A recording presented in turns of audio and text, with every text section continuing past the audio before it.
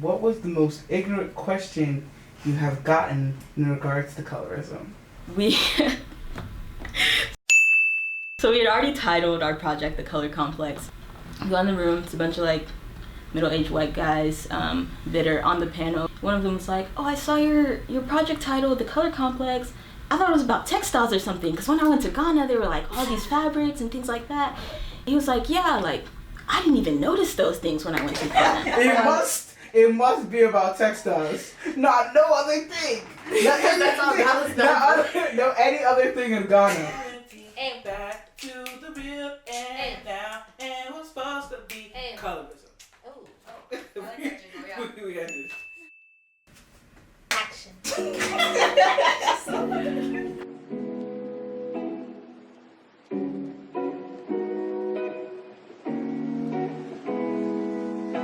After we took over UT's Instagram in the summer, we were getting the DMs, like I could see the messages.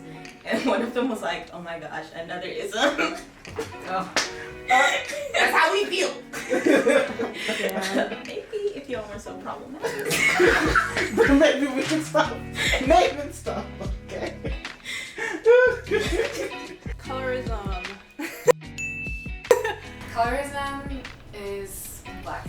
I guess I'll start with that. The prejudice or discrimination against certain skin tones and features. You know, colorism is constantly seen as just like skin color bias. But I think of colorism as this umbrella that holds texturism and featureism.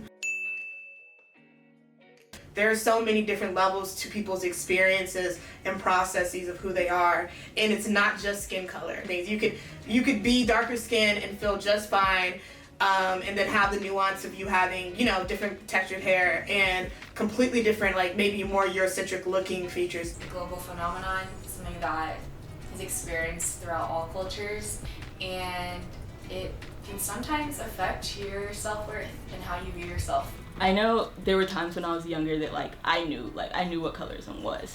I didn't even know there was a word for it. It felt like there was a crack in my soul, and then I heard what colorism was through this project my sophomore year via Tamia's brilliant mind. She said, here's this phenomenon that has hurt people and you might have experienced in your own life. I didn't know there was a word for it, so I didn't know that things were colorist until college.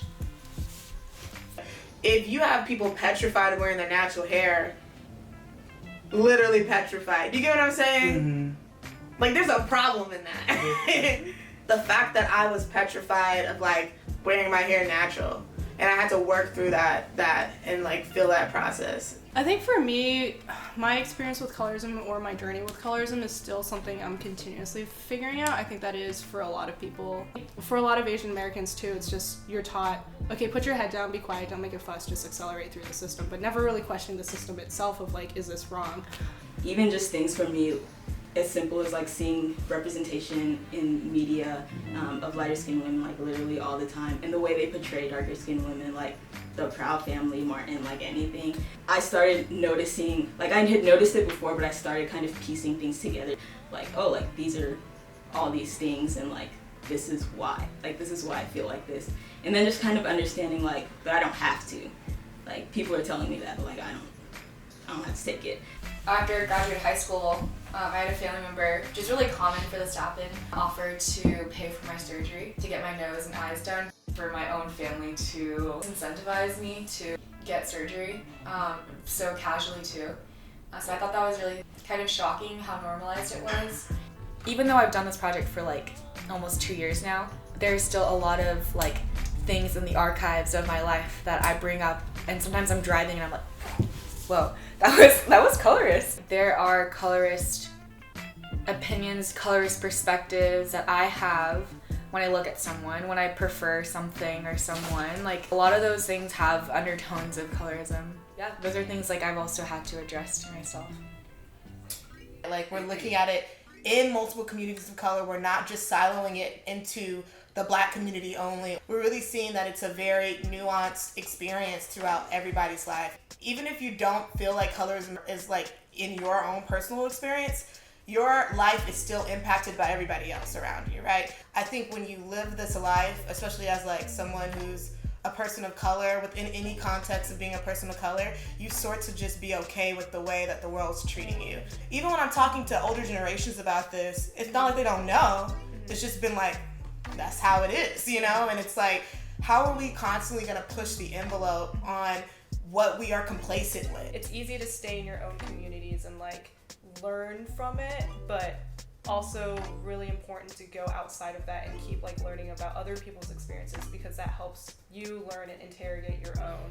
For example, I was very ignorant about hair, like all about hair, like black hair, and like Blackness in general, but yes, she's working on it. but like that's I am, and that's why I'm in this project, because I want to learn and I want to grow, and it's like I want to be in those spaces that, yes, I am ignorant. Teach me, please. But also, don't teach me so I can go out and learn for myself. Exactly. Just like give me like the bits and pieces so at least I know this is a concept that exists, and so that way I can keep growing in myself. If this is news to you, look around. Like maybe it's in your community. Maybe you're a perpetrator. You know, like there's that acknowledgement of, okay, I see it now. What do I do with it next? We all kind of have the privilege to speak upon it. There are real life consequences to colorism, right? People who have been locked up because of the perception of darker skin, people who can't get a job in like a different country and they have to do skin bleaching products. It's one thing to hear us talk, like this is a start, this can spark conversation, but don't silo everyone's experience to our experience. Everyone's experience is niche, everyone's is their own. So there's like always more you can learn. You do have to constantly keep learning about colorism in a manner of flexibility and adjustment to what you previously thought. You know, like everything you've been told about yourself is mostly a lie. Yeah. Make your own definition of who you are, and this is what this is about. What do you think about yourself, and then what is society projecting onto yourself? You don't have to look a certain way or fit a certain mold to be in a space. Like you can just take space wherever you are. The snaps. The snaps. It was great. Proud of you. Thank baby. you. I'm so proud of you. What was it? When? Have y'all had the mighty hands of Shady on your freaking? Yeah.